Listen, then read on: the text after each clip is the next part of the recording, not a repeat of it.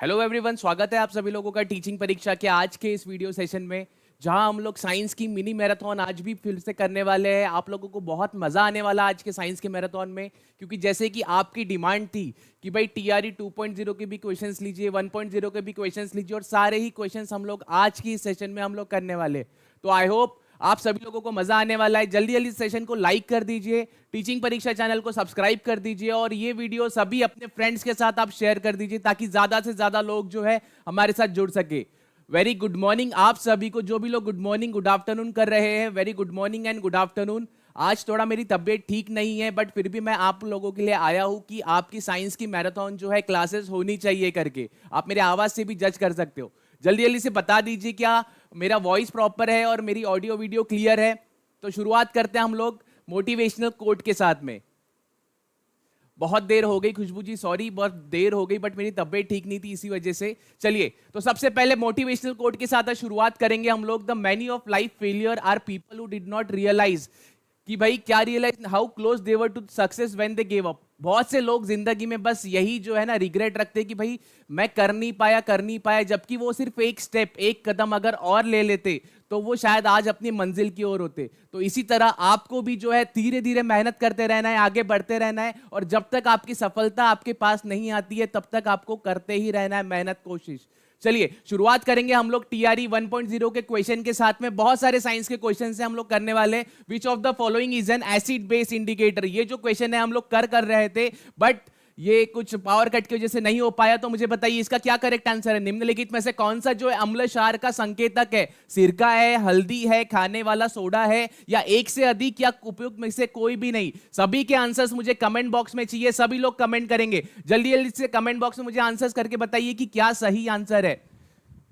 पीआरटीबी है, सारे मिक्स करवा रहा हूं ताकि आप कॉन्फिडेंट रहो। टीआरई 1.0, 2.0, 6 to 8, 9, 10 सारे कैसे क्वेश्चंस पूछे जाते हैं। जल्दी जल्दी से सभी के कमेंट्स आते रहने चाहिए, जल्दी जल्दी कमेंट करते रहो। और लाइक्स का जो टारगेट है हमारा 500 लाइक का आज हमारा टारगेट है, जल्दी जल्दी से सभी को पूरा करना है।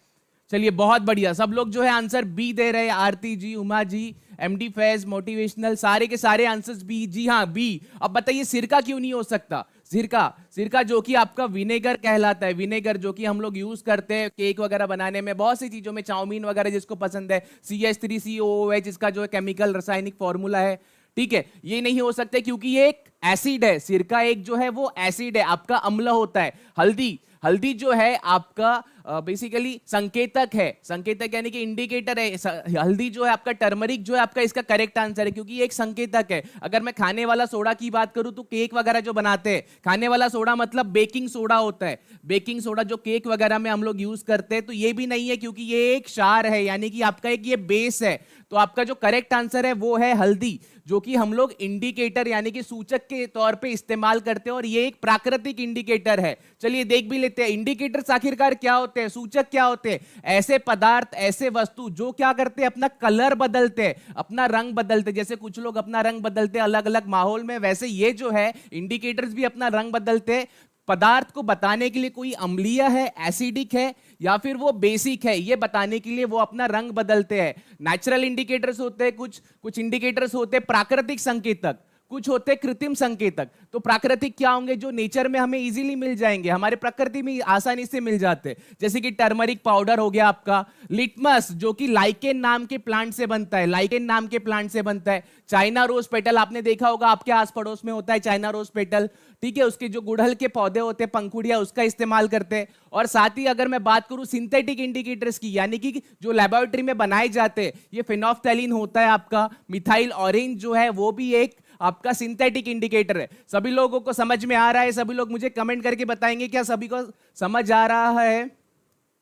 चलिए बहुत बढ़िया, सभी के कमेंट रुकने नहीं चाहिए, सभी कंटिन्यूअस कमेंट रहेंगे। जिसकी भी आंसर गलत होगा वो फिर भी कमेंट करेगा। चलिए आगे बढ़ते हैं हमारे नेक्स्ट क्वेश्चन की ओर, जो कि बीपीएससी टीआरई 2.0 साइंस का 9th और 10th का क्वेश्चन है। अभी जो पेपर हुआ था आपका उसका क्वेश्चन है। बताइए which one of the following mammals lays egg, मतलब कि ऐसी कौन सी जो है स्तनधारी जो है वो अंडे देता है। बताइए ऐसा कौन सा स्तनधारी जानवर है जो अंडे देता है। भाई एचिंडा, kangaroo, loris, more than one of the above, या नन ऑफ द अबव। बताइए इसका क्या करेक्ट आंसर है। ऐसा कौन सा जो स्तनधारी मैमल है जो अंडा देता है, बताइए जल्दी जल्दी से कमेंट करके मुझे आंसर्स चाहिए सभी के, और लाइक्स कम है भाई, 500 लाइक हमें पूरे करने, 468 हमारे पास लाइव बच्चे हैं और सिर्फ 272 लाइक्स है हमारे पास में। जल्दी से लाइक कीजिए, शेयर कीजिए।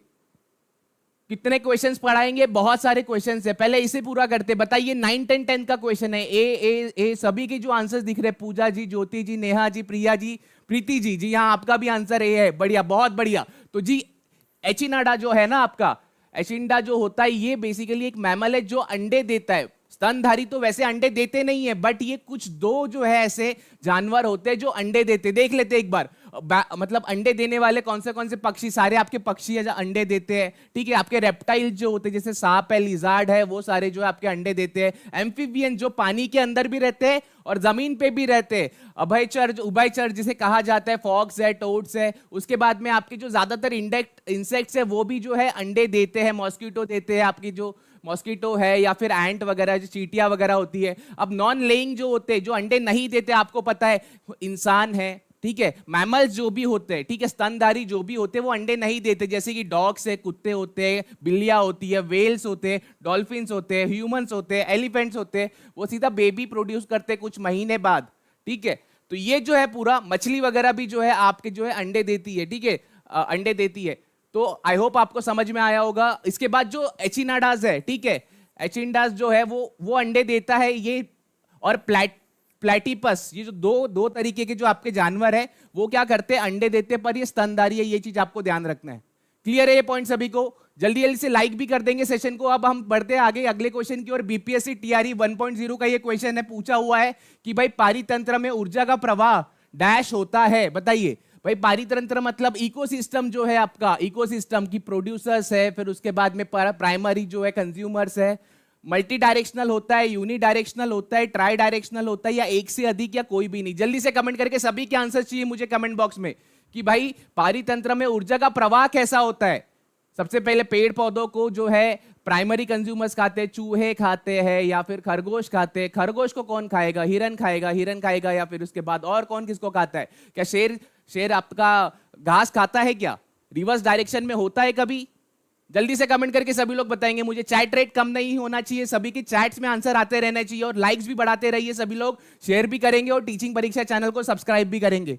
जी हाँ, देखिए बी जो लोग आंसर बी दे रहे हैं, एक दिशीय, ठीक है, एक दिशा में जो होता है यूनि डायरेक्शनल जो प्रोसेस होती है, जी हाँ ये करेक्ट आंसर है। क्यों? अब इसका रीजन भी देख लेते हैं। देखिए, आप जब भी देखेंगे जो भी प्रोड्यूसर्स होते हैं, जो भी प्रोड्यूसर्स मतलब जो खाना बनाते हैं, उत्पादक होते हैं, जैसे झाड़ पेड़ पौधे, उनको जो है बकरियां वगैरह जो होते हैं, झाड़ पेड़ पौधे खाने वाले जो होते हैं, वेजिटेरियन प्लांट एनिमल्स हमारे जो है वो उसको खाते हैं। उसको जो है शेर वगैरह खाता है, शेर खाएगा, आपका चीता खाएगा, सारे जो जानवर है कार्निवोरस जो होते हैं वो खाएंगे। ठीक है, तो ये पूरा एक डायरेक्शन के अंदर होता है। ऐसा नहीं है कि जो ऊपर वाले, जैसे शेर जो है घास को नहीं खाएगा कभी भी। ठीक है, शेर किसको खाएगा? हिरन को खाएगा, नीचे डायरेक्शन को नहीं खाता है। घास जो है ऊपर ये खाएंगे, खरगोश खाएगा, खरगोश को ये ऊपर वाला जानवर खाएगा, ऊपर वाले को और ऊपर वाला खाएगा। तो ऐसे इस तरीके से यूनि डायरेक्शनल मतलब एक ही डायरेक्शन में जो है ये पूरा प्रोसेस होता है, एक दिशिक होता है। क्लियर है? चलिए आगे बढ़ते हैं नेक्स्ट क्वेश्चन की ओर। ये भी बीपीएससी टीआरई 2.0 में साइंस में पूछा जा चुका क्वेश्चन है। आप लोगों के पीआरटी में पूछा था कि विच one of the following is suitable for alcoholic beverages. भाई निम्नलिखित में से कौन सा जो है अल्कोहल के लिए, पेय के लिए उपयुक्त है? मतलब कि जो लोग शराब पीते हैं, तो शराब पीते तो उसके अंदर कुछ ना कुछ इसमें से कोई कंटेंट है वो उसमें डला हुआ होता है, उसी से शराब बनी जाती है। मिथेनॉल होता है, हेक्सेनॉल होता है, इथेनॉल होता है, या फिर मोर than one of the above, या फिर कोई भी नहीं ऊपर में से? बताइए। अक्सर बहुत से लोग जो है आपने देखा होगा शराब पीते हैं बहुत, कुछ लोग एंजॉयमेंट के लिए पीते हैं, कुछ लोग बहुत ज्यादा पीते हैं। तो ये पहले बात तो शराब पीना बहुत गलत है, पीना नहीं चाहिए। बट अगर कुछ लिमिट में अगर आप लोग लेते हो और आप लोग तमाशे नहीं करते हो तो ठीक है।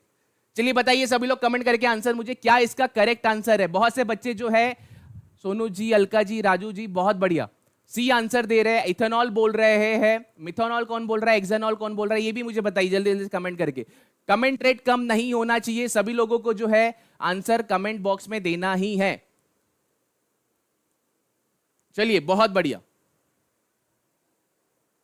चलिए देखते हैं इसका क्या करेक्ट आंसर है। आपका जो इथेनॉल है, इथेनॉल जो होता है आपका अल्कोहल बनाने के लिए इस्तेमाल में होता है। अल्कोहल प्राइमरीली इसी से बनता है, ठीक है। फर्मेंटेशन की एक प्रक्रिया होती है, किण्वन की प्रक्रिया होती है, जिसमें यीस्ट का इस्तेमाल, खमीर का इस्तेमाल किया जाता है, जिससे जो है आपकी शराब बनती है। अगर मैं मेथनॉल की बात करूं, मेथनॉल क्या करता है, वो बहुत ही ज्यादा टॉक्सिक होता है, बहुत ही ज्यादा टॉक्सिक है, सीवियर हेल्थ, आपको जो है आपकी डेथ हो सकती है उसको अगर आप कंज्यूम करते हो। उसी तरह जो हेक्सेनॉल होता है वो क्या होता है, प्लांट्स और फ्रूट्स के अंदर पाया जाता है, ठीक है। प्लांट्स और आपके जो फ्रूट्स होते हैं ना, पौधों के अंदर और फलों के अंदर पाया जाता है इथेनॉल आपका। तो ये आपका जो करेक्ट आंसर है वो है आपका इथेनॉल, जिससे शराब बनाई जाती है। हेक्सेनॉल भी नहीं है, मिथेनॉल भी नहीं है। इथेनॉल आजकल आपको पता है बायोफ्यूल, आपने देखा होगा बायोफ्यूल।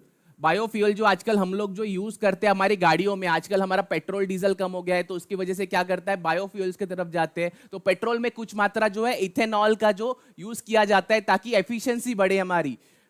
क्लियर है ये पॉइंट? चलिए, ये रहे पूरे अल्कोहल और उनके सूत्र। अल्कोहल और उनके पूरे सूत्र जो है हम लोग यहां पे देख सकते हैं कि भाई उनका क्या केमिकल फॉर्मूला है। मिथेनॉल जो है CH3OH, हमेशा याद रखना CH3OH जहां जुड़ गया मतलब ये अल्कोहल है, OH जहां पीछे जुड़ गया इसका मतलब वो अल्कोहल वाली पूरी फैमिली को बिलोंग करता है। अब इथेनॉल है मतलब दो हो गया, तो दो बार CH3 आ गया एक बार, और ये दूसरी बार CH3 आ गया। फिर उसके बाद प्रोपेनॉल है तो यहाँ पे 3 बार आएगा, CH3 CH2 आ गया। बुटेनॉल है 4 बार, 4 बार आएगा, वैसे ही 5 बार यहाँ पे पेंटेनॉल और हेक्सेनॉल पे आएगा। क्लियर है सभी को? कमेंट करके बताएंगे क्लियर है आप सभी को। जी हाँ, आप सभी को प्लेलिस्ट भी जरूर मिल जाएगी, मेरी भी जो है पूरे क्वेश्चंस और जो भी पूरे मेरे वीडियोस है उसकी प्लेलिस्ट भी आपको जरूर मिलेगी। लाइक्स केवल और केवल 395 है, आपको लाइक्स भी बढ़ाने हैं, जल्दी जल्दी से आप लोग लाइक बढ़ाएंगे, 500 का टारगेट पूरा करना है। अब एक इंपॉर्टेंट क्वेश्चन, जहां पे बहुत बार क्वेश्चन पूछा जाता है कि अल्कोहल जब बनाया जाता है तो किस प्रक्रिया से बनाया जाता है, तो ये जो फर्मेंटेशन की प्रक्रिया होती है, जो किण्वन वाली प्रक्रिया होती है, जो किण्वन होता है जिसमें कि खमीर का इस्तेमाल करते, ईस्ट का इस्तेमाल करते, इसकी खोज किसने की थी, लुईस पास्चर ने की थी। लुईस पास्चर बहुत इंपॉर्टेंट है, बहुत बार पूछा जाता है, ठीक है। 1857 में इन्होंने इसकी खोज की थी। उसके बाद अब ये कैसे बनाया कैसे जाता है, ये पूरी प्रक्रिया क्या है, ये एक स्लाइड से समझ लेते हैं। जो भी आपके अंगूर है, जो भी आपके फ्रूट्स है, बेसिकली जो भी आपके फ्रूट्स फल है, उसका जो है रस निकाला जाता है, या फिर आपका बाजरा वगैरह जो होता है, या फिर जो भी हमारे वीट्स वगैरह जो होते हैं, ठीक है, जौवरी वगैरह जो भी हमारे अनाज होते हैं, उसका जो है जूस निकाला जाता है। और उस जूस का जो कार्बोहाइड्रेट होता है, वो शुगर्स वगैरह जो होते हैं, पूरे कार्बोहाइड्रेट मतलब शुगर समझ लो उसको, शुगर, और उसके अंदर ईस्ट यानी कि आपका खमीर डाला जाता है। और यहाँ पे ऑक्सीजन जो होता है, ऑक्सीजन की कमी में मतलब एक पैक बॉक्स में ये लोग क्या करते हैं, उसको डाल के रखते हैं जिसमें ऑक्सीजन नहीं होता है, तो जाके क्या होता है, कार्बन डाइऑक्साइड और अल्कोहल आपका जो है ना शराब बनती है। ये पूरी प्रक्रिया आपकी फर्मेंटेशन की। आई होप आपको क्लियर है ये पॉइंट, आई होप आपको क्लियर है। सभी लोग मुझे कमेंट करके बता देंगे, और एक बार लुईस पास्चर का नाम लिख लेंगे कमेंट बॉक्स में भाई, कि लुईस पास्चर ने जो है फर्मेंटेशन की प्रक्रिया जो है इसका खोज किया था। क्लियर है ये सभी को? चलिए, बहुत बढ़िया, जल्दी जल्दी से लाइक करते रहिए, 500 लाइक के बहुत करीब है हम लोग। आगे बढ़ते हैं हमारे नेक्स्ट क्वेश्चन की ओर। बताइए, मेथा जो आपका मेथामोग्लोबिनामिया जो है is caused by the drinking of water contaminated with, भाई पानी जो कंटेमिनेटेड होता है, ठीक है, ऐसा कौन सा जो है ये जो बीमारी है मेथामोग्लोबिनामिया, ये पानी के कंटेमिनेशन की वजह से होता है, दूषित पानी की वजह से होता है। तो ये इसमें क्या मिलावट होती है, नाइट्रेट होता है, कैडमियम होता है, फॉस्फेट होता है, या एक से अधिक, या एक से कोई भी नहीं ऊपर में से? जल्दी से सभी लोगों के आंसर मुझे कमेंट बॉक्स में चाहिए, जल्दी जल्दी से लाइक बढ़ाते रहिए, और जितने लोगों को शेयर कर सकते हैं शेयर कीजिए इस सेशन को। जल्दी से आंसर सभी के चाहिए मुझे। बहुत बढ़िया,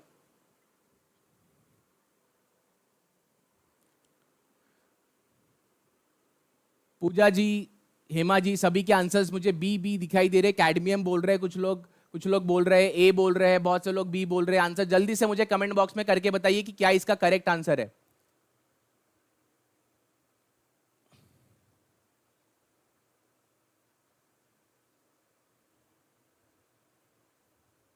जल्दी जल्दी सभी के आंसर्स मुझे कमेंट में चाहिए।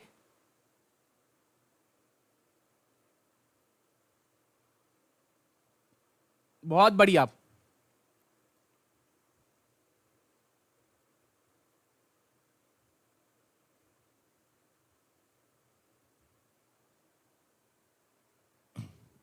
चलिए, तो आपका जो ये पूरा डिसीज होता है, ठीक है, तो ये किसकी वजह से होता है? आपका जो नाइट्रेट्स होते हैं, ठीक है, जो आपके नाइट्रेट होते हैं, ब्लू बेबी सिंड्रोम के बारे में भी हमने डिस्कस किया था कि ब्लू बेबी सिंड्रोम होता है, ब्लू बेबी सिंड्रोम।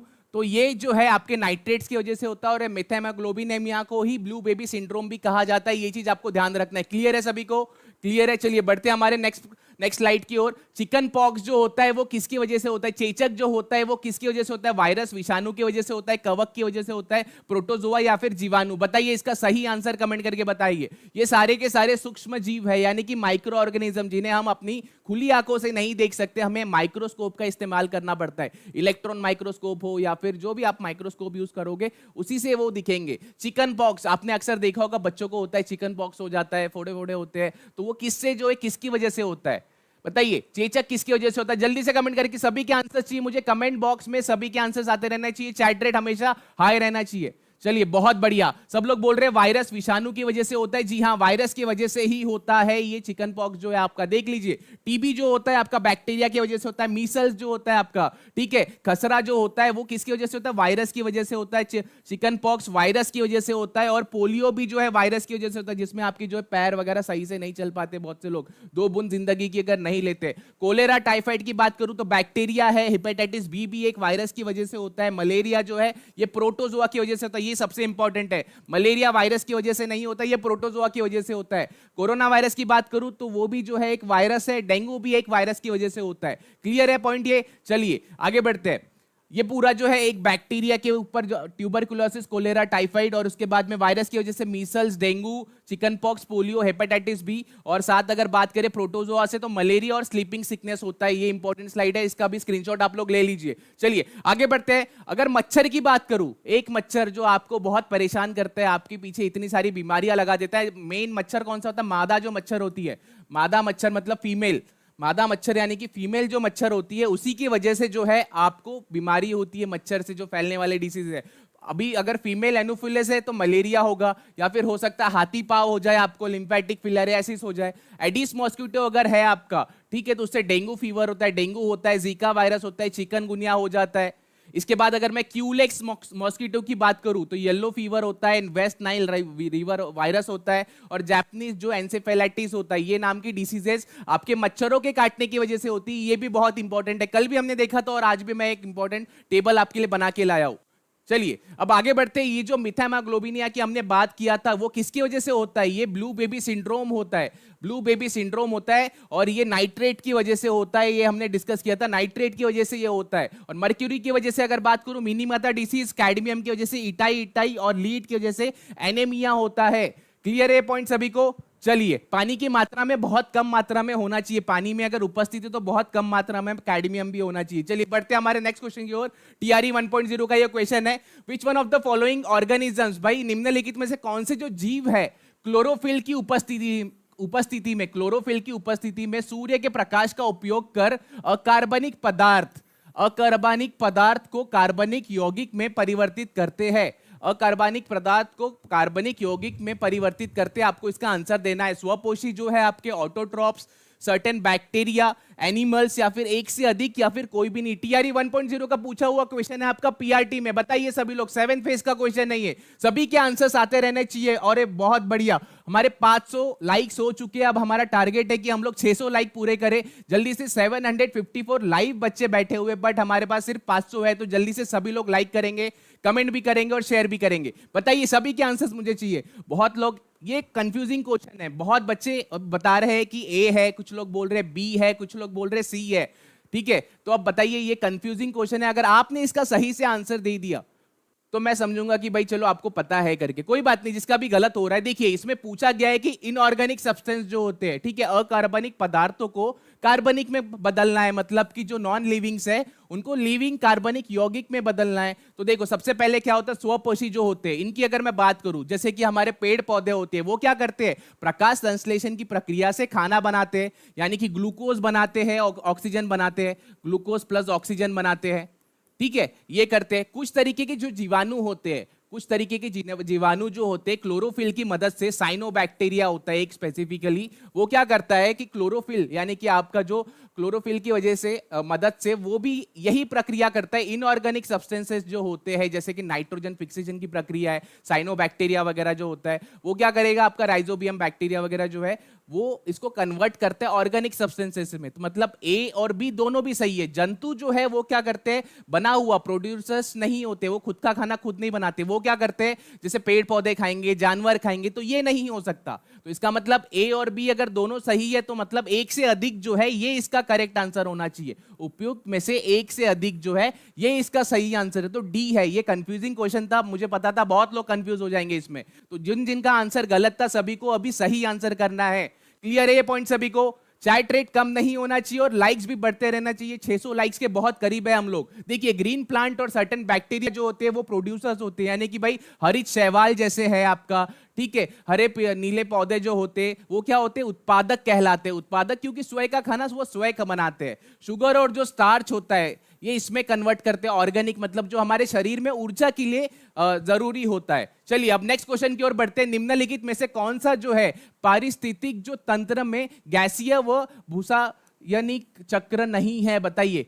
इसमें से केमिकल, बायोकेमिकल साइकिल इकोसिस्टम में नहीं है। नॉट पूछा हुआ है यहाँ पे, देखिए यहाँ पे भी हाईलाइट करके रखा हुआ है not. Which one of the following is not a gaseous biochemical cycle in ecosystem.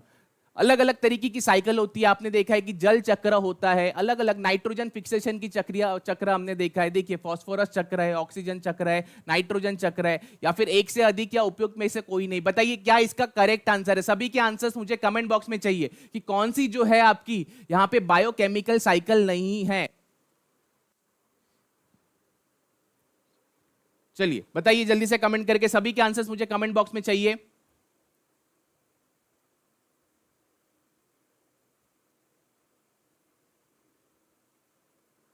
चलिए देख लेते हैं कौन से साइकिल्स होती है। सबसे पहले ऑक्सीजन साइकिल। आपने अक्सर देखा है कि भाई क्या होता है, ऑक्सीजन की एक साइकिल होती है, हम लोग सांस लेते हैं, कार्बन डाइऑक्साइड बाहर निकलते, झाड़ क्या करते हैं, पेड़ पौधे क्या करते हैं, ऑक्सीजन में कन्वर्ट करते हैं। और ये पूरी जो प्रक्रिया है, रेस्पिरेशन करते हैं, श्वासन लेते हैं, ये पूरी ऑक्सीजन साइकिल है। उसके बाद आपने देखा होगा नाइट्रोजन की साइकिल जो होती है नेचर में, भाई हाँ नाइट्रोजन जो है पेड़ पौधे डायरेक्टली जो है अवशोषित नहीं कर सकते, तो राइजोबियम बैक्टीरिया जो है उसमें मदद करते हैं और वो क्या करते हैं, अमोनिया में कन्वर्ट कर देते हैं। अमोनिया में कन्वर्ट करते हैं तो क्या होता है कि झाड़ पेड़ पौधे जो है वो अपने लिए उपजाऊ जमीन में से जो अमोनिया चाहिए होता है ग्रोथ के लिए वो ले लेते हैं। तो इसमें जो बायोकेमिकल साइकिल्स होती है, आप ये देखिए सबसे पहले गैसियस, दो तरीके की साइकिल होती है बायोकेमिकल साइकिल जो है। पहले गैसियस साइकिल, इसमें कार्बन साइकिल है, ऑक्सीजन साइकिल है, नाइट्रोजन साइकिल है, और हमारी जो वाटर साइकिल जल चक्र होता है जिसमें इवापोरेशन होता है, वाष्पन होता है, उसके बाद फिर से पानी से जो है इवापोरेट होने के बाद वाष्प से फिर से पानी बनता है, ये वाटर साइकिल। अब सेडिमेंटरी साइकिल में कौन से आता है, सल्फर वाली जो साइकिल होती है, फॉस्फोरस वाली जो साइकिल होती है, रॉक साइकिल जो होती है, ठीक है, ये भी जो है पूरी सेडिमेंटरी साइकिल कहलाती है। तो इसी वजह से जो है आपको ध्यान रखना है, यहां पे जो इसका करेक्ट आंसर है वो है आपका फॉस्फोरस चक्र जो है, ये एक बायोकेमिकल साइकिल नहीं है, बायोकेमिकल साइकिल नहीं कहलाती है, सेडिमेंटरी साइकिल कहलाती है। ये चीज ध्यान रखना है, सेडिमेंटरी आपकी जो है साइकिल कहलाती है, तलछटी चक्र कहलाता है। क्लियर है पॉइंट सभी को? सभी लोग मुझे कमेंट करके आंसर बता देंगे। सही है, सभी को समझ में आ रहा है? जिसका भी आंसर गलत था आप सभी लोग सही कमेंट करेंगे। बहुत बढ़िया, हम लोग 1000 लाइक के बहुत करीब है और हमारे 600 लाइक्स भी कंप्लीट हो चुकी है।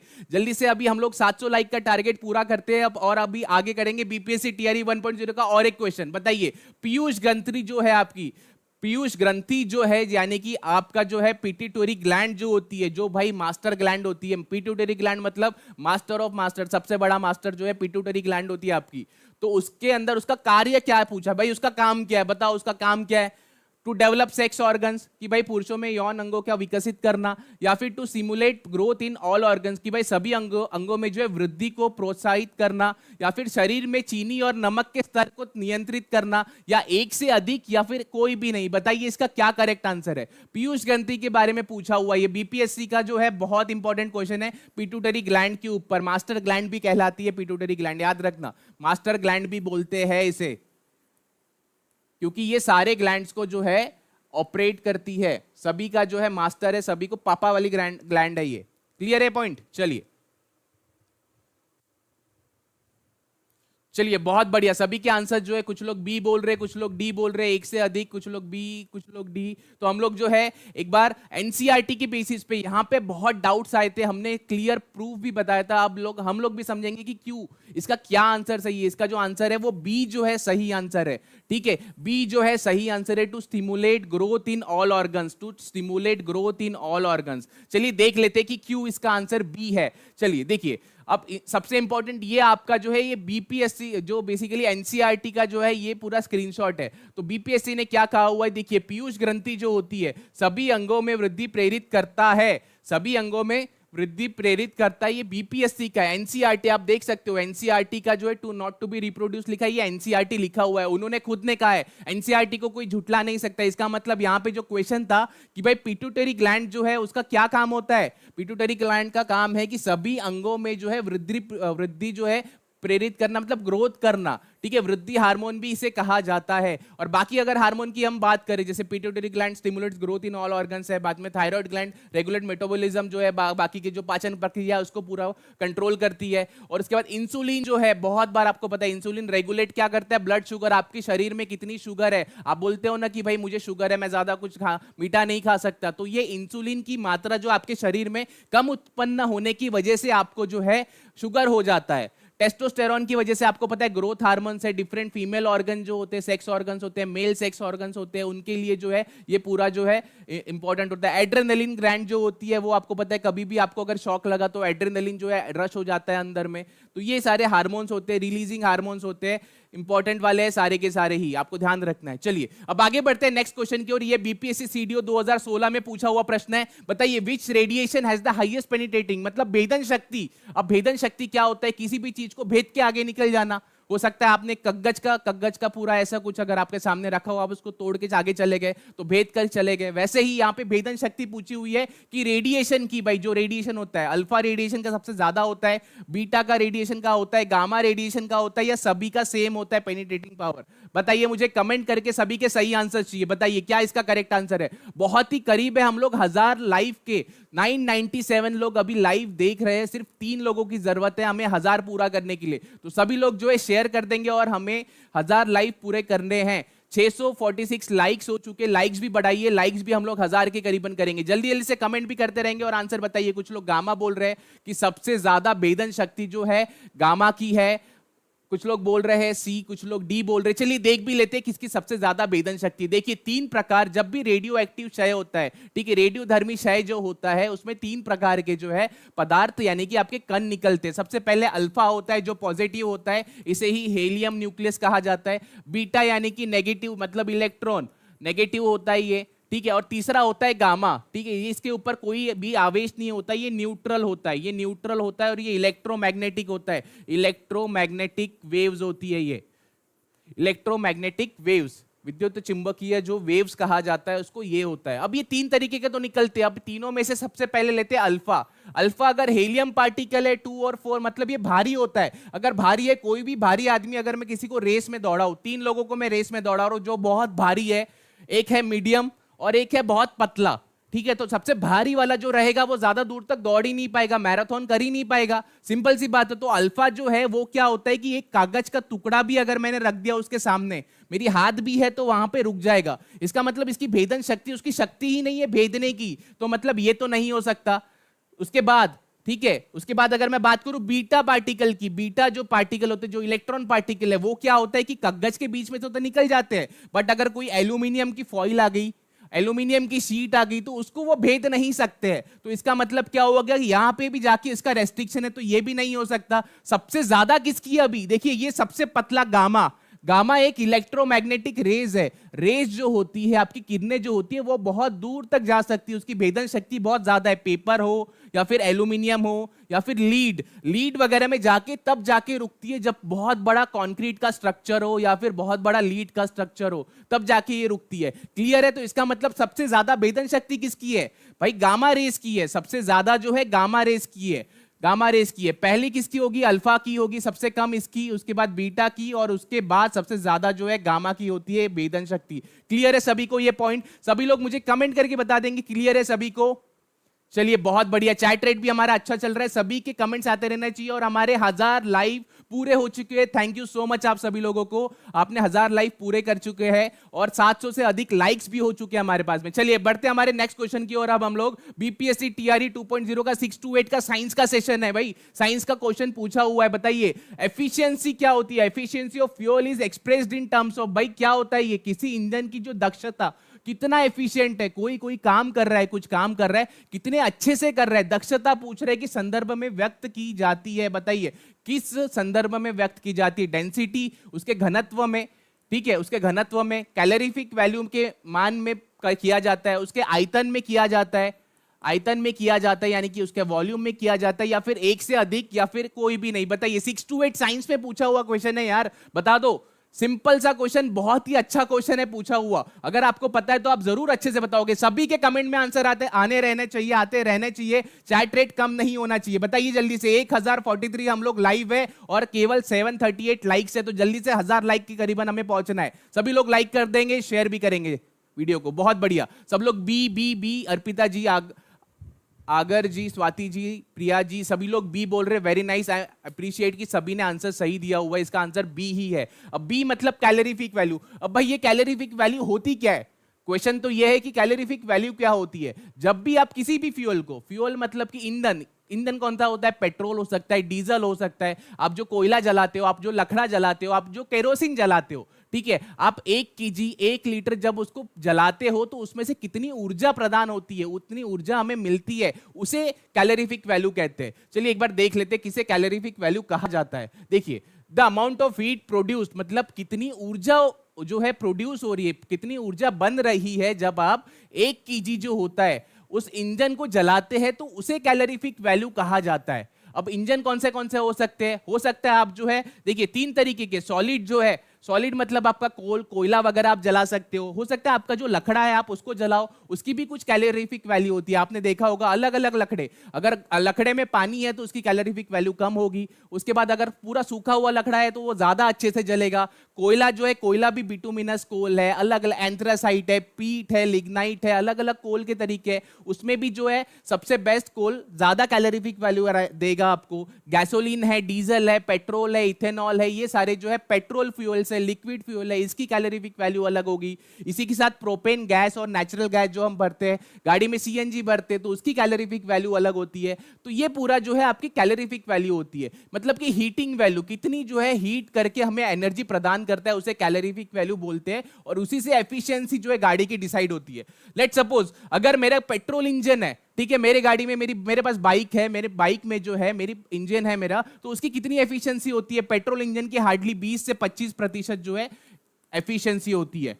अगर वही मैं डीजल इंजन की, बहुत से लोग जो है ना डीजल गाड़ियां खरीदने की कोशिश करते हैं, बड़े बड़े ट्रक डीजल से बने हुए होते हैं। क्यों डीजल इंजन क्यों होता है? क्योंकि उसकी एफिशिएंसी ज्यादा होती है, उसकी करीबन 30 से 35% के करीबन उसकी एफिशिएंसी होती है। मतलब जो कैलोरीफिक वैल्यू रहेगी उसकी, ठीक है, तो उसके हिसाब से जो 30 से 35% उसकी एफिशिएंसी होती है। जो भी आप पेट्रोल देते हो उससे हीट जनरेट होती है, हीट जनरेट होने के बाद आपकी गाड़ी चलती है, तो उससे एफिशिएंसी डिसाइड करते कितनी हीट निकल रही है और कितनी जो है हमें काम आ रही है, वर्क हो रहा है उसका। देखिए अलग अलग जो हमारे कैलोरीफिक वैल्यू का जो टेबल है, ये आपका एनसीईआरटी का टेबल है, बहुत इंपॉर्टेंट है। अगर पूछ लिया जाए क्वेश्चन में कि भाई आप घटते क्रम में या बढ़ते क्रम में कैलोरीफिक वैल्यू अरेंज करो, तो देखो सबसे पहले किसकी है? 6000 से 8000 के बीच में आपका काऊ डंग जो होता है, ठीक है, काऊ डंग जो घास, जो काऊ होती है, जो डंग होता है उसका।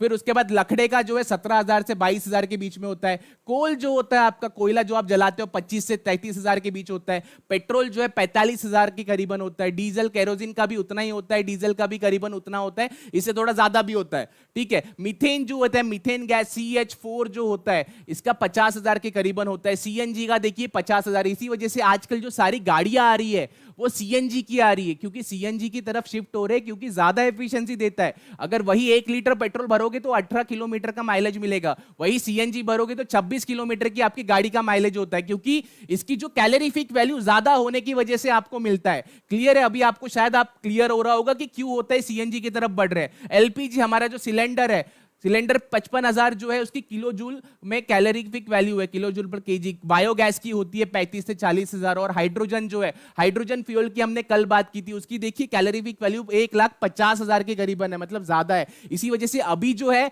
लोग हाइड्रोजन कार के पीछे पड़े हुए हैं। हाइड्रोजन कार बनाने के पीछे पड़े हुए कि हाइड्रोजन कार हम लोग जो है एक फ्यूल और ग्रीन एनर्जी हम लोग यूज कर सकते हैं हाइड्रोजन इजीली। क्लियर है ये पॉइंट सभी को? बाकी आयतन की अगर हम बात करें, ये तो आपको पता है कि क्या होता है, वॉल्यूम क्या होता है, डेंसिटी क्या होता है। डेंसिटी क्या होता है? डेंसिटी जो होता है आपका घनत्व, मास पर यूनिट वॉल्यूम होता है। और वॉल्यूम क्या होता है? किसी भी शेप का जितना भी उसका शेप है उसका जो है length into width into height, ये जो है इसका पूरा वॉल्यूम होता है। इसके अंदर कितनी जगह जो है वो स्पेस घेरता है। क्लियर है? चलिए अब आगे बढ़ते हैं हम अगले क्वेश्चन की ओर। Which part of the brain, आपके ब्रेन का ऐसा कौन सा, मस्तिष्क का कौन सा ऐसा हिस्सा है जो आपका ब्लड प्रेशर, आपको जो ब्लड प्रेशर रहता है ना, गुस्सा आ रहा है भाई, ब्लड प्रेशर बढ़ रहा है मेरे, तो वो कौन सा कंट्रोल करता है? स्पाइनल कॉर्ड जो है आपकी रीढ़ की हड्डी करती है, खोपड़ी करती है, हाइपोथैलेमस करता है, रीढ़ की हड्डी करती है खोपड़ी, या फिर सेरेब्रम करता है, पॉन्स मेडुला सेरिब्लम करता है, या फिर एक से अधिक, या कोई भी नहीं? बताइए मुझे क्या इसका करेक्ट आंसर है। सभी के आंसर्स मुझे कमेंट बॉक्स में चाहिए, जल्दी जल्दी से सभी लोग बता देंगे। 1100 से ज्यादा हमारे पास लाइव बच्चे और 819 हमारे लाइक्स हो चुकी है। चलिए जल्दी जल्दी से 1000 लाइक का भी हम लोग टारगेट पूरा कर लेंगे। सभी लोग लाइक करेंगे, शेयर भी करेंगे, और भी ज्यादा बच्चों को हम बुलाते हैं इस सेशन में। सभी को मजा आ रहा है या नहीं आ रहा है भाई क्वेश्चन से? और नॉलेज जितना दे रहा है उससे मजा आ रहा है नहीं आ रहा है? जल्दी से कमेंट में ये भी बता देंगे मुझे। बहुत बढ़िया, सभी लोग जो है सी आंसर दे रहे। ज्योति कुमारी जी है, शॉर्ट्स, और क्या नाम है, दीपिका जी, बाबुल, पूजा, सभी। चलिए बहुत बढ़िया, देखते। बहुत लोग बी बोल रहे हैं, पर एक बार देख तो लो यार क्या इसका करेक्ट आंसर है। देखिए आपके ब्रेन में जो है ना अलग अलग पार्ट होते हैं। कुछ होता है आपका मिड ब्रेन, जो कि बीच में, मिड अगर है तो वो मिड ब्रेन होगा, ठीक है। आपकी ये स्पाइनल कॉर्ड होती है जो आपके ब्रेन से पूरी निकलती है। फिर उसके बाद आपका हिंड ब्रेन होता है, ठीक है। आपका जो है ना हिंड ब्रेन होता है, हाइपोथैलेमस होता है, पिट्यूटरी ग्लैंड होती है जो कि मास्टर ग्लैंड है। तो देखिए आपका जो हिंड ब्रेन होता है वो क्या करता है, मेडुला जो है ना, हिंड ब्रेन क्या करता है, ब्लड प्रेशर और वोमिटिंग जो पूरी प्रक्रिया होती है, आपके मुंह से जो लाड़ निकलती है, ब्लड प्रेशर जो आपका कंट्रोल करने का प्रोसेस होता है, या फिर वोमिटिंग, तो वो क्या करता है आपका हिंड ब्रेन जो होता है ना, हिंड ब्रेन, ठीक है। आपका हिंड ब्रेन जो है, वमन मस्तिष्क जो है वो इसको कंट्रोल करता है। वमन मस्तिष्क आपका वो कंट्रोल करता है, तो इससे आपका ब्लड प्रेशर बढ़ता है। सैलिवेशन ज्यादा कभी कभी होता है, आपने कुछ खा लिया, एप्पल वगैरह खा लिया, तो आपके मुंह से ज्यादा जो है लाड़ निकलना शुरू हो जाती है, तो वो सारा ये कंट्रोल करता है। वोमिट आने के सेंसेशन जो है ये ब्रेन कंट्रोल करता है, आपका हिंड ब्रेन, ठीक है। इनवॉलेंटरी एक्शन मतलब जो हमारे हाथ में नहीं होते, अनैच्छिक, जैसे छींक आ गई आपकी, ठीक है, वो इनवॉलेंटरी, आपको नहीं पता था आएगी करके, आप कंट्रोल नहीं कर सकते। इनवॉलेंटरी एक्शन जो होते हैं, अनुच्छेद क्रियाएं जो होती है, वो जो है आपका मध्य मस्तिष्क मतलब मिड ब्रेन कंट्रोल करता है। आपका मिड ब्रेन और हिंड ब्रेन कंट्रोल करता है। बट यहां पे पूछा गया ब्लड प्रेशर के बारे में, तो ब्लड प्रेशर जो है आपका हिंड ब्रेन कंट्रोल करता है। हिंड ब्रेन यानी कि आपका पॉन्स, हिंड ब्रेन के अंदर क्या होता है, पॉन्स, मेडुला और सेरेब्रम, ये तीन चीजें हिंड ब्रेन का पार्ट होता है। ये जो ब्रेन का पार्ट है पूरा, ये जो ब्रेन का पार्ट है उसका जो है तीनों पार्ट है, पॉन्स, मेडुला और सेरेब्रम। तो इसका जो करेक्ट आंसर है वो है सी। क्लियर है आप सभी को? क्लियर है? सभी लोग कमेंट करके बता देंगे सभी को क्लियर है ये पॉइंट। चलिए बहुत बढ़िया, सभी लोग लिख के भी बता देंगे भाई हिंड ब्रेन के कौन से तीन पार्ट है, पॉन्स, उसके बाद में मेडुला और सेरेब्रम। चलिए बहुत बढ़िया, सभी के आंसर्स मुझे कमेंट में दिखते रहने चाहिए। चलिए आगे बढ़ते हैं हमारे नेक्स्ट क्वेश्चन की ओर में। अब ब्लड प्रेशर किससे गिना जाता है, ये भी तो एक इंपॉर्टेंट है। अगर ब्लड प्रेशर की अगर बात कर ली हमने, तो ब्लड प्रेशर गिनते किससे भाई? आपने देखा होगा अक्सर डॉक्टर आपके हाथ में लगाता है स्पायरोगैरोमीटर जो है, ठीक है। तो ये मैमोमीटर जो है आपका, स्पायरोगैमोमीटर जो है ना, इससे आपका ब्लड प्रेशर जो है मेजर होता है। ज्यादा हाइपरटेंशन लेते हो तो आपका ब्लड प्रेशर बढ़ेगा, कम टेंशन लोगे तो ब्लड प्रेशर कम नॉर्मल रहेगा। 60, 80, 80, 120, हमेशा पता है 80 और 120 जो है आपका नॉर्मल रेंज है, mm/Hg, ये जो है आपका ब्लड प्रेशर का नॉर्मल जो है रेंज होता है, ठीक है। चलिए अब बढ़ते अगले प्रश्न की ओर। SO2 प्रदूषण सूचित होता है, बताइए। अब SO2 जो सल्फर डाइऑक्साइड है आपका, सल्फर डाइऑक्साइड, अच्छा मैंने डाई लगाए तो इसका मतलब क्या है, दो। डाई का मतलब होता है दो, इसी वजह से यहां पे 2 लिखा हुआ है। SO2 में जो 2 है, सल्फर डाइऑक्साइड, ऑक्साइड का मतलब ऑक्सीजन, सल्फर तो चलो सी के सामने का, बट 2 लगाया हुआ है तो मतलब dioxide. SO2 pollution is indicated by, किसकी वजह से इंडिकेट कर सकते हैं? ऑर्चिड जो होते हैं आपके, ऑर्किड का जो प्लांट होता है वो इंडिकेट करता है। मैंग्रोव जो होते हैं आपके, मैंग्रोव द्वारा होता है, लाइकेन द्वारा होता है, एक से अधिक या फिर कोई भी नहीं? जल्दी से सभी लोग कमेंट करके बताएंगे यार, जल्दी से कमेंट कर दो और जल्दी से लाइक भी कर दो सेशन को, अगर आपको सेशन अच्छा लग रहा है तो। बहुत सारे अलग अलग क्वेश्चंस में लेके आए हो आप सभी के लिए। चलिए बहुत बढ़िया। सोनम तिवारी जी, जी हाँ आपका आंसर बिल्कुल सही है। बहुत से बच्चे सही आंसर दे रहे हैं, लाइकेन बोल रहे हैं। जी हाँ, देखिए लाइकेन जो प्लांट है वो क्या करता है कि जब भी प्रदूषण होता है ना, तो वो सल्फर डाइऑक्साइड को डिटेक्ट कर जाता है और वो क्या करता है कि वो मर जाता है, वो जो प्लांट होता है। तो उससे हमें समझ में आता है कि ये एरिया में अगर यहाँ पे सल्फर डाइऑक्साइड ज्यादा होगा, मेरे पास लाइकेन प्लांट है, तो वो बिल्कुल मर जाएगा। ठीक है, क्योंकि वो नहीं रह सकता सल्फर डाइऑक्साइड के साथ में। 36 का उसका आंकड़ा है, पंगा हो गया था, एक बार झगड़ा हो गया था, लड़की का चक्कर था कुछ, तो पकड़ा उसका झगड़ा हो गया, तो इसी वजह से नहीं रहता। लाइकेन जो होता है वो क्या है, सल्फर डाइऑक्साइड जब भी रहेगा तो वो मर जाता है वो। ठीक है, वो मर जाता है और वो नहीं रह सकता सल्फर डाइऑक्साइड के इसमें। तो हमें पता चलता है कि वो पोल्यूशन जो है, सल्फर डाइऑक्साइड वहां पे पोल्यूटेंट गैस है करके। अब लाइकेन क्या होता है पता है कि ये क्या करता है, सिम्बायोटिक, बड़ा ही घुलन मिल मतलब ये प्लांट है। सिम्बायोटिक रिलेशनशिप एसोसिएशन होता है इसका, मतलब सिम्बायोटिक मतलब प्यार जोल से मिलके रहता है। किसके साथ, अलगी और फंगाई। अलगी और जो फंगस होता है आपका, ठीक है, शैवाल वगैरह जो होता है उसके साथ में ना, वो कवक और शैवाल के साथ में वो बिल्कुल मिलजुल के रहता है, साथ में सबका साथ सबका विकास। बट उसको एक जन बिल्कुल पसंद नहीं, सल्फर डाइऑक्साइड। अगर जब भी वो दिख जाता है तो वो मर जाएगा भाई, कुछ भी हो। क्लियर है? तो लाइकेन नाम का जो प्लांट होता है वो होता है इसके लिए रिस्पॉन्सिबल। बीपीएससी टीआरई 1.0 का नेक्स्ट क्वेश्चन करते हैं। एक पोषी स्तर से दूसरे पोषी स्तर, एक पोषी स्तर से दूसरे पोषी स्तर पर जब जाते हैं तो कितनी ऊर्जा अवशोषित होती है, आपको बताना है। हमने देखा था, एक लॉ देखा था इसके पहले, 5%, 10%, 15 या फिर एक से अधिक या फिर नन ऑफ द अबव। सभी के आंसर्स मुझे कमेंट में चाहिए और सही आंसर चाहिए। हम लोग 900 लाइक्स पहुंच चुके हैं, अब 1000 लाइक का टारगेट पूरा करना है हमें, और जल्दी से ही जल्दी सभी लोग कमेंट करते रहेंगे और सभी को शेयर भी करते रहेंगे सेशन को। बताइए। बहुत बढ़िया, सभी लोग जो है एक ही आंसर दे रहे हैं, 10%, एंड आई अप्रिशिएट कि सभी के आंसर सही आ रहे हैं। देखिए, हमने देखा था लिंडेमैन लॉ देखा था हमने, लिंडेमैन वाला एक लॉ देखा था। लिंडेमैन वाला जो है एक लॉ था जिसमें उसने कहा था कि जब भी एक पोषी से दूसरे पोषी तक जब भी ऊर्जा जाएगी, जब भी ऊर्जा जो है अवशोषित होगी, तो 10% जो है उसमें कमी आती है। 1000 किलो अगर मैंने, देखो जैसे रिश्वत खा ली मैंने, देखो 1000 मैंने इसको दिए तो उसने क्या किया, उसका 10% उसको दे दिया, 100 रुपए उसको दे दिए। अब इसके पास, दूसरे पर्सन के पास 100 रुपए, तो उसने तीसरे को 10 रुपए दे दिया। मतलब ऐसे चलते रहता है, 10% जो है हमेशा ही क्या होगी, गिरावट होगी। तो इसी वजह से जो है, जैसे यहाँ पे अगर 100% है तो यहाँ पे 10%, यहाँ पे 1% बचा, और ऊपर जब जाते तो 0.1%। तो इसका मतलब है कि प्राइमरी प्रोड्यूसर जैसे आपके प्लांट्स है, तो उसके पास अगर वो पूरी एनर्जी है, तो पहले वाला जो कंज्यूमर होगा, जैसे कि खरगोश है, तो उसको केवल 10% ही उसकी एनर्जी वो अवशोषित कर पाएगा।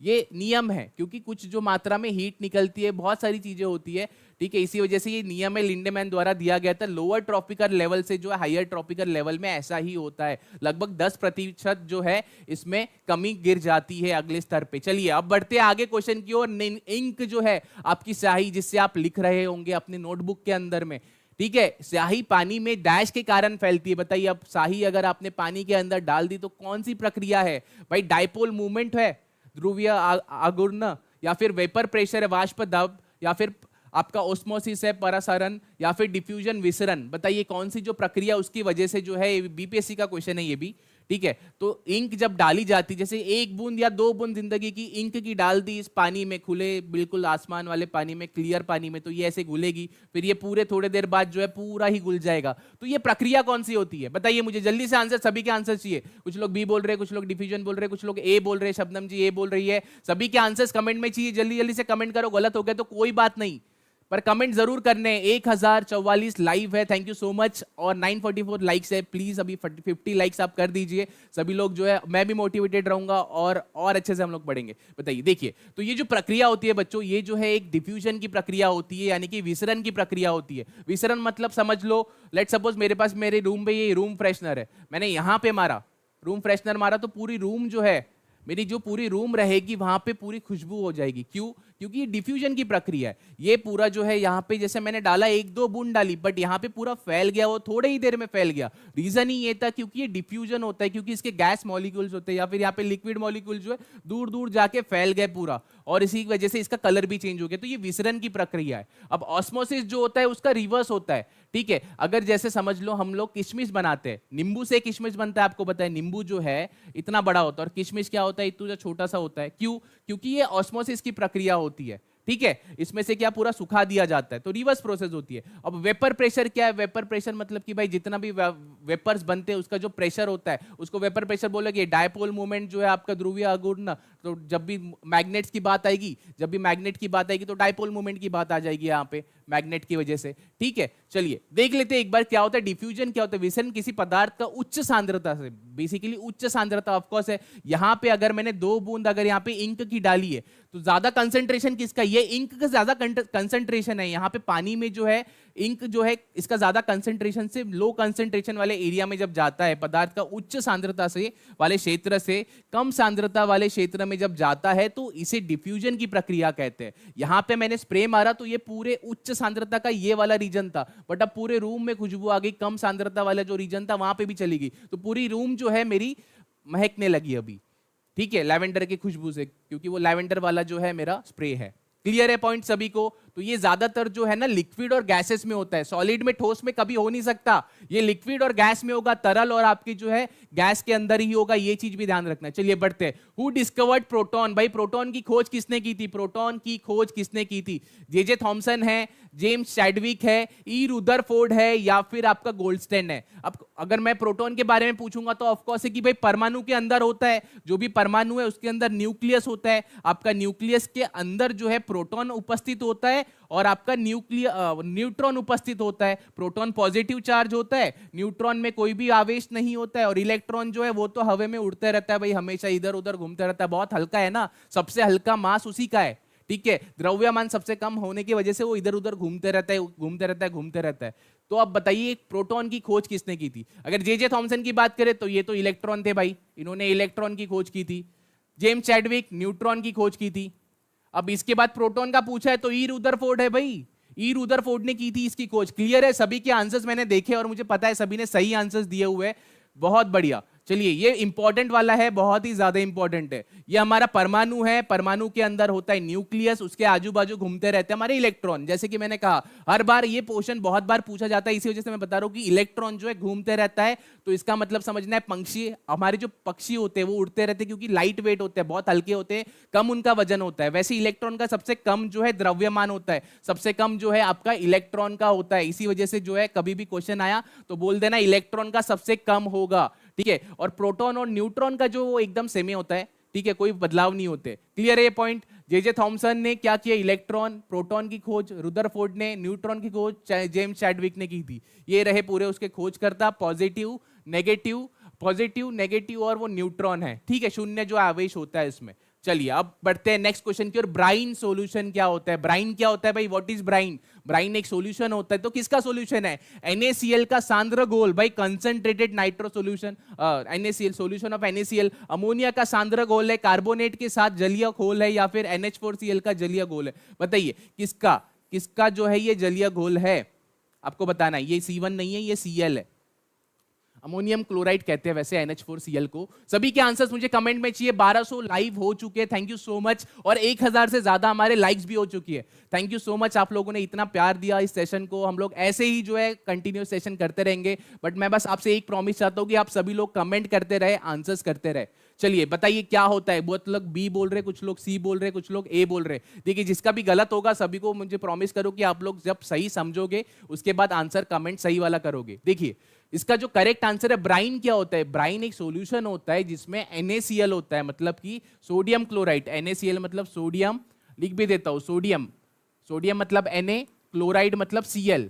ये क्या होता है? आपका कॉमन सॉल्ट भी कहलाता है। इसको क्या कहते हैं? कॉमन सॉल्ट भी तो कहते हैं। ये भी चीज ध्यान रखना कि आपका साधारण नमक, साधारण नमक भी कहा जाता है। ये जो होता है आपका सांद्र जो घोल होता है NaCl, इसी को ब्राइन सॉल्यूशन कहते हैं, इसी को ब्राइन सॉल्यूशन कहते हैं। यानी कि जिनका भी आंसर ए था वो सही था, जिन्होंने भी गलत आंसर कमेंट किया है सभी लोग जल्दी से अभी सही आंसर कमेंट करेंगे। ब्राइन मतलब NaCl, ब्राइन मतलब NaCl। और कंसंट्रेटेड मतलब कि देखो कुछ लोग होते हैं बहुत ही कंसंट्रेशन से पढ़ाई करते हैं, मतलब बहुत ज्यादा मात्रा में जो है कंसंट्रेटेड होते हैं। कुछ लोग होते हैं डायलॉग पढ़ते पढ़ते मोबाइल भी देख लेता हूँ, टीवी भी देख लेता हूँ, यार वो भी पढ़ लेता हूँ और उसका फोन है ये भी देख लेता हूँ, रिप्लाई भी कर देता हूँ। ऐसा नहीं है, ये कंसंट्रेटेड है, बहुत ज्यादा कंसंट्रेटेड। और हमेशा पढ़ाई अगर करनी है, अपने गोल को अचीव करना है, तो आपको कंसंट्रेशन से ही करना चाहिए, प्रॉपर टाइमिंग यूज करनी चाहिए पढ़ाई की, और अपने जो है सारे टाइमिंग्स को मैनेज करना चाहिए। क्लियर है पॉइंट सभी को?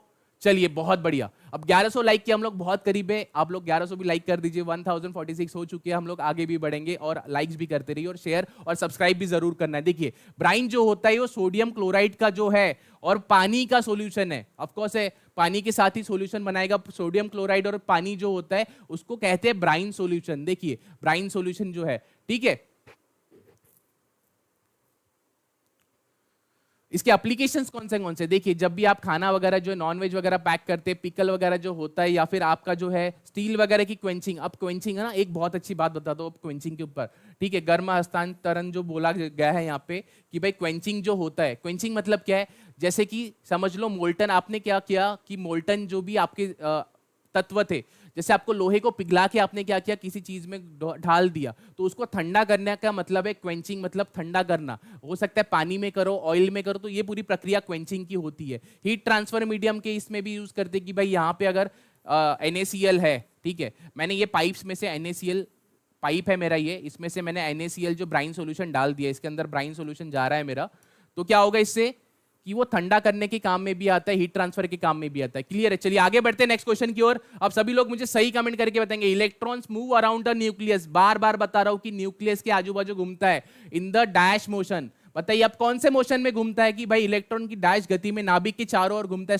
स्पाइन, वाइब्रेशनल स्पिन करता है, वाइब्रेशनल ट्रांसलेशनल या ऑर्बिटल, कक्षा के भाग में, मतलब कक्षा की तरह घूमता है। जब सभी लोग जल्दी से कमेंट करके मुझे बताएंगे कैसे घूमता है। ट्रांसलेटरी घूमता है क्या? ट्रांसलेटर आगे पीछे आगे पीछे आगे पीछे आगे पीछे। स्पाइनल घूमता है, स्पिन करता है, स्पिन करते करते करते करते करते घूमता है। या फिर वाइब्रेशन हो रहा है, वाइब्रेशन वाइब्रेशन वाइब्रेशन, हिल रहा है, वाइब्रेशन होती है ना ऐसे ऐसे ऊपर नीचे वाइब्रेशन। तो कैसा है भाई? SSC CGL का क्वेश्चन है बट इंपॉर्टेंट है और पूछा भी जा सकता है, इसी वजह से पूछ रहा हूं मैं आपको। बताइए कौन सा? या ऑर्बिटल में घूमता है? बताइए सभी लोग कमेंट करके मुझे बताएंगे क्या इसका करेक्ट आंसर है। कौन सी वाली जो है वो मोशन में वो घूमता है? जल्दी से कमेंट करके बताओ। चलिए बहुत बढ़िया। जी हाँ, ये जो है आपका कक्षीय जो है इसमें घूमता है, कक्षीय गति में घूमता है, ऑर्बिटल गति में घूमता है। आपने अक्सर देखा है कि ये इलेक्ट्रॉन ऐसा घूमेगा, ये कक्षा है एक्चुअली। जैसे पृथ्वी के आसपास सैटेलाइट घूमते हैं ना कक्षा में, ऑर्बिट में, वैसे ही ये भी जो है ये इसके 3D में अगर देखोगे तो ऐसे घूमते रहता है, क्योंकि इसका मास सबसे कम है, मास सबसे कम है, द्रव्यमान सबसे कम है, सबसे कम है, ये ध्यान रखना, बहुत बार पूछा जाता है। अब नेक्स्ट क्वेश्चन की ओर बढ़ते हैं हम लोग। DNA स्टैंड्स फॉर, भाई DNA वाला क्वेश्चन एक बार फिर ले लेते हैं। सभी लोग सही आंसर कमेंट करेंगे और कमेंट कम नहीं होने चाहिए, चैट रेट बढ़ते ही रहना चाहिए सभी का। चलिए बताइए DNA स्टैंड्स फॉर किसके लिए? भाई DNA का फुल फॉर्म क्या है? डाई न्यूक्लिक एसिड है, डीऑक्सी न्यूक्लिक एसिड है, डीऑक्सी राइबो न्यूक्लिक एसिड है, या फिर डीऑक्सी राइबो न्यूक्लिक एसिड है? बताओ कौन सा इसका करेक्ट आंसर है। DNA हमने बात की थी कि भाई न्यूक्लिक एसिड की बात की थी, ये तो पता है। न्यूक्लिक एसिड, न्यूक्लिक एसिड ये दो तरीके के होते हैं, एक होता है DNA, एक होता है हमारा RNA, RNA, ठीक है। तो दोनों भी जो है आप अपने मम्मी पापा की तरह दिखते हो, तो ये जो है पूरी जो आपकी जीन्स वगैरह होते हैं उसको फैलाने के लिए, मतलब कि उसको रेप्लिकेट करते हैं, आपके मम्मी पापा की तरह दिखते हो, तो इसी वजह से, क्योंकि DNA RNA इसके लिए रिस्पॉन्सिबल है। ये डबल स्टैंडर्ड होता है, वो सिंगल स्टैंडर्ड होता है।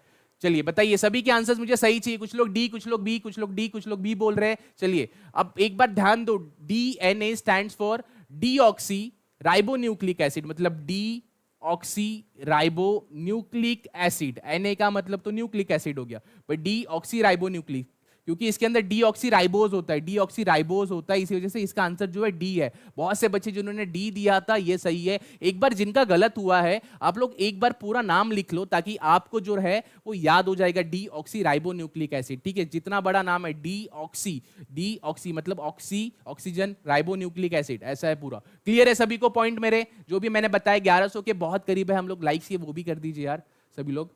चलिए बहुत बढ़िया, चलिए आगे बढ़ते हैं हम लोग। देख लेते हैं, ये देखिए ऐसे दो जो है ना इसमें ऐसी डंडियां होती है, जैसे दो जो है ऐसे स्ट्रैंड्स होते हैं। अगर RNA की बात करूं उसमें सिर्फ सिंगल स्ट्रैंडेड होता है, ठीक है। ये दो स्टैंड्स होते हैं इसमें, और इसके जो कुछ केमिकल्स है ये पूरे के ग्वानिन, साइटोसिन, थाइमिन, एडेनिन, इसके ऊपर अलग क्वेश्चंस हम लोग लेंगे, तब जाके और अच्छे से समझाऊंगा। DNA का deoxy ribo nucleic acid contains instruction, मतलब कि भाई वो जो है पेरेंट से जो बच्चों के पूरी की पूरी उनकी इंफॉर्मेशन जाती है, कैसे मतलब उनके कुछ ट्रेड्स जाते हैं, है ना, तो वो इसी वजह से जाते हैं। चलिए बढ़ते हैं नेक्स्ट क्वेश्चन की ओर। BPSC 2022 में पूछा गया था, निम्न में से कौन से पीतल के घटक है? यार पीतल के घटक बता दो कौन से पीतल के बर्तन बनाते हैं, पीतल के गाना होना जो बनाने के लिए जो शहनाई वगैरह बनाई जाती है, बर्तन होते हैं, सारे इंस्ट्रूमेंट बनते हैं हमारे, जो पाइप्स के इंस्ट्रूमेंट सारे बनते हैं, ठीक है। 1 से 5 का साइंस का क्लास करवा दीजिए, सारा ही है बच्चों, ये 1 से 5 है, 6 to 8 9 10 सारा ले रहा हूँ, ताकि आपको जो आउट ऑफ सिलेबस भी पूछ ले तो कोई दिक्कत नहीं। हम सभी तरीके के क्वेश्चंस कवर कर रहे हैं, टीआरई 2.0 के भी क्वेश्चंस कवर कर रहे हैं, और उसके साथ जो ऑप्शंस है उसको भी मैं आपके लिए कवर कर रहा हूँ, ताकि सारी ही पॉसिबिलिटी हमारे पास आ जाए, ठीक है। चलो बताओ जल्दी से, अब इसका क्या करेक्ट आंसर है कि भाई पीतल के घटक कौन से, जिंक और कॉपर है, आयरन जिंक है, कॉपर और निकल है, आयरन और कॉपर है, नन ऑफ द अबव या फिर वन ऑफ द अबव, एक से ज्यादा या एक से अधिक, बताइए कौन सा है इसका करेक्ट आंसर। पीतल के घटक कौन से, पीतल क्या है, पीतल के बर्तन बनते हैं हमारे, इसका क्या सही आंसर है मुझे जल्दी से बताओ कमेंट करके।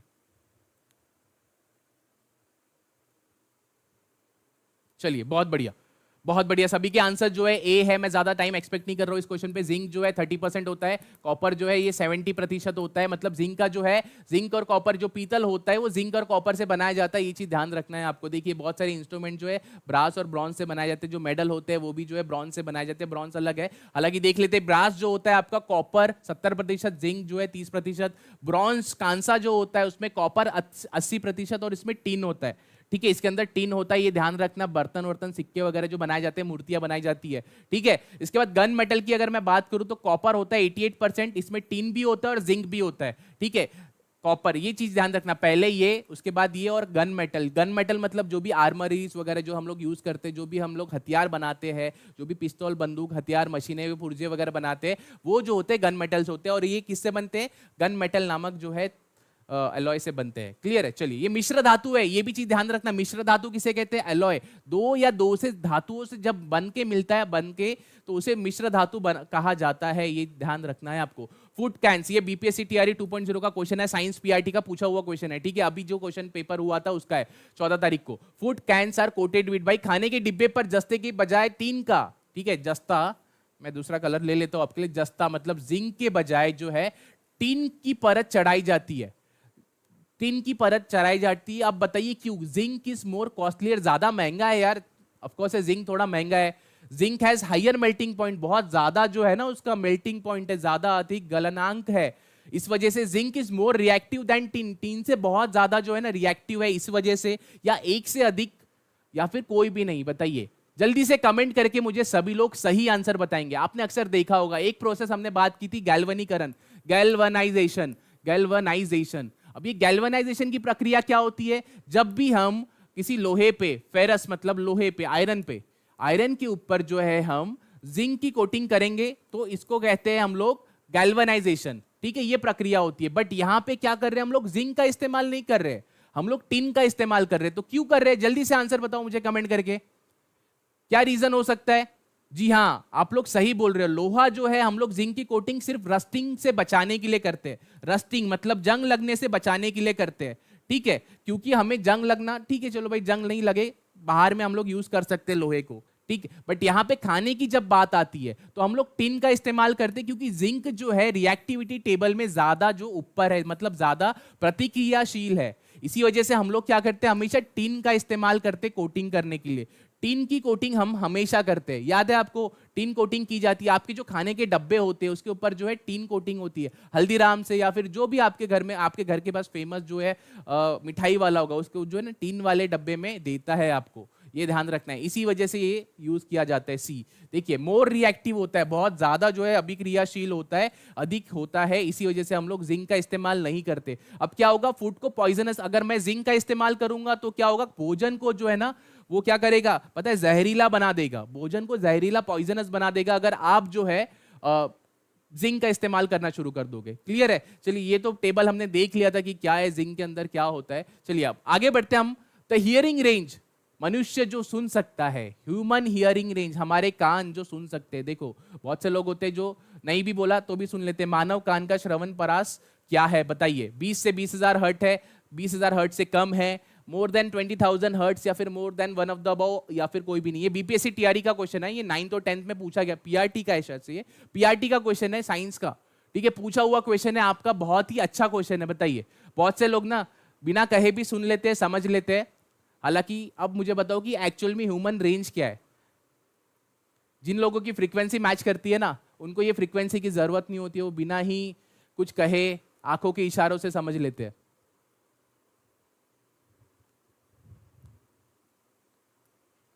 चलिए बहुत बढ़िया, सभी के आंसर्स ए आ रहे हैं।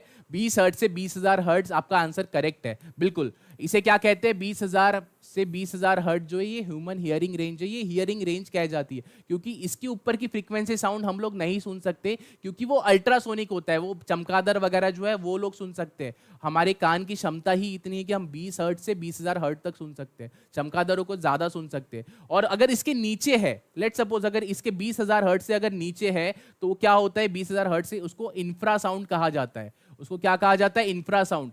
जो कि जैसे हत्ती वगैरह होते हैं वो सुन सकते हैं। ह्यूमंस वगैरह जो है यहाँ पे 20 से 20,000 हर्ट्ज तक सुन सकते हैं, ह्यूमन हियरिंग रेंज। और 20,000 के ऊपर के अल्ट्रासोनिक जो साउंड होते हैं, अल्ट्रासोनिक साउंड हम लोग इक्विपमेंट्स यूज करते हैं, सोनार वगैरह, जो अल्ट्रासोनिक साउंड के द्वारा जो है हमें नेविगेट करते हैं, हमें कितनी गहराई है समुद्र के अंदर वो बताते हैं शिप्स में। तो ये जो है अलग अलग साउंड है, अल्ट्रासाउंड है, इंफ्रासाउंड है, और हमारा जो है ह्यूमन हियरिंग साउंड है। क्लियर है सभी को? चलिए बहुत बढ़िया।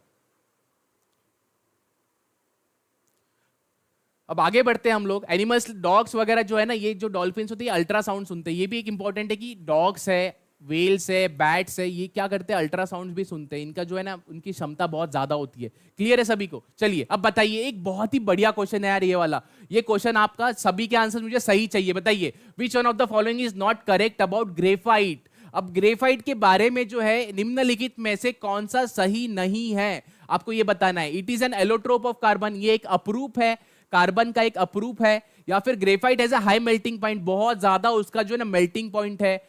इसका टेट्राहेड्रल स्ट्रक्चर, एक स्ट्रक्चर होता है टेट्राहेड्रल वाला, हम लोग देखेंगे उसको भी, वो क्या ये गलत है? Graphite is insoluble in water and organic solvents. देखिए आपकी पेंसिल वगैरह जो होती है, आपने बचपन से जो आप पेंसिल से लिखते होंगे, आप तो पेन यूज करते हो, बच्चे जो पेंसिल लीड जो कुछ लोग खाते भी थे वो, या फिर आपका जो ये पूरा ग्रेफाइट होता है, ठीक है। तो इसमें से कौन सी जो चीज है वो करेक्ट नहीं है, पूछ रहा है नॉट। सबसे पहला इंपॉर्टेंट क्वेश्चन है कि आपको क्वेश्चन सही से पढ़ना है, उसके बाद आपको सोल्यूशन लगाना है। भले ही 1 मिनट जो है आप ये समझो कि भाई पूछा क्या है, हाँ पूछा है या ना पूछा है, ठीक है। यहां पे ना पूछा है तो सिंपल है, हमें नहीं है बताना है। अलोट्रोप है कार्बन। अब अलोट्रोप क्या होता है? सबसे पहला क्वेश्चन तो ये, अपरूप क्या होता है? एक सिंपल सा एग्जांपल मैं देता हूं अलोट्रोप का क्या होता है। देखो सुबह सुबह उठे आप, एकदम, मैंने बार बार दिया एग्जांपल बट एक बार फिर दे देता हूं कि भाई आप सुबह उठे, किसी लड़की का एग्जांपल ले लेते, सुबह उठे आप लोग, एकदम चेहरा देखा अपने लड़की का, यार वो तो बहुत खतरनाक दिखती है, बट जैसे ही वो मेकअप करके किसी शादी में जाती है या फिर किसी फ्रेंड के पार्टी में जाती है तो वो एकदम ही खूबसूरत दिखती है, तो आपको पसंद आ जाती है। तो वही देखो, अल्टीमेटली उसकी केमिकल प्रॉपर्टीज, जो शरीर के अंदर की प्रॉपर्टीज, वो तो बंदी वही है, उसका नेचर स्वभाव वही है, बट उसने क्या किया, उसकी फिजिकल प्रॉपर्टीज में चेंज कर लिया, मतलब भौतिक गुणों में चेंज कर लिया। मेकअप लगा लिया, आईलाइनर लगा लिया, लिपस्टिक लगा लिया, कानों में बालियां पहन ली उसने, है ना, नेकलेस पहन लिया, तो वो और सुंदर लगने लगी। तो ये जो है कि भाई जहां फिजिकल प्रॉपर्टीज बदल जाती है बट अंदर की केमिकल यानी कि रासायनिक गुण वैसे के वैसे होते हैं, तो ऐसे जो चीजें, ऐसे जो पदार्थ होते हैं उनको एलोट्रोप्स कहते हैं। ऐसी जो चीजें होती है उसको एलोट्रोप यानी भी अपरूप कहा जाता है। अब कार्बन के कुछ अपरूप है, हमने देखा था फॉस्फोरस के कुछ अपरूप होते हैं। क्लियर है? तो ये इंपॉर्टेंट है एलोट्रोप के बारे में। तो अब एलोट्रोप, कार्बन का एलोट्रोप है ये? जी हाँ, ये एलोट्रोप कार्बन का है। ग्रेफाइट जो है एक एलोट्रोप है कार्बन का। ग्रेफाइट का बहुत ज्यादा मेल्टिंग पॉइंट, जी हाँ, इसको आप मेल्ट करके देखोगे बहुत ही ज्यादा इसका मेल्टिंग पॉइंट भी होता है। क्लियर है? तो ये भी पॉइंट सही है। It has a tetrahedral structure. ये देखते हैं क्या है, तो एक बार, मुझे भी नहीं पता, एक बार देख लेंगे। चलो आपको समझाते समझाते मैं बताऊंगा, मुझे पता है सारी चीजें। Graphite is insoluble in water. बिल्कुल, आप पेंसिल को एक काम करो, डाल दो पानी के अंदर में, चूरा करके डाल देना आप पानी में, इनसोल्यूबल ही रहेगा। ऑर्गेनिक सॉल्वेंट भी रहेगा, यानी कि ऑर्गेनिक मतलब CH3COH, विनेगर में डालो आप एसिटिक एसिड में डालो, किसी में भी डालो, वो इनसोल्यूबल रहेगी। तीनों चीजें सही है। तो मतलब मुझे समझ में आ रहा है, मैं ऑप्शन एलिमिनेशन वाली टेक्निक आपको बता रहा हूं, ठीक है। ऑप्शन एलिमिनेशन टेक्निक बहुत इंपॉर्टेंट है। मुझे तो नहीं पता था, समझ लो, मैंने देखा कि ये 3 चीज अगर सही है तो ऑफकोर्स गलत पूछा है, तो भाई ये वाली चीज गलत होगी ना। अगर ये 3 सही है तो ये गलत होगा, तो मतलब ये वाला पॉइंट गलत है। ये इंपॉर्टेंट आपको पता होना चाहिए, ठीक है। तो मैंने ऑप्शन एलिमिनेशन टेक्निक से इसको हटा दिया, तो इसका आंसर जो सही है वो सी है। क्लियर है सभी को? क्लियर है? अब टेट्राहेड्रल स्ट्रक्चर कुछ ऐसा कुछ स्ट्रक्चर होता है, उसका टेट्राहेड्रल स्ट्रक्चर नहीं होता है, हेक्सागोनल स्ट्रक्चर होता है, ठीक है। हेक्सागोनल, देखिए हेक्सागोन के फॉर्म में, देखिए हेक्सागोन, हेक्सागोन मतलब 6, 1 2 3 4 5 6, हेक्सा मतलब ही 6 होता है। तो हेक्सागोनल स्ट्रक्चर होता है इसका, और इसका जो गलनांक है करीबन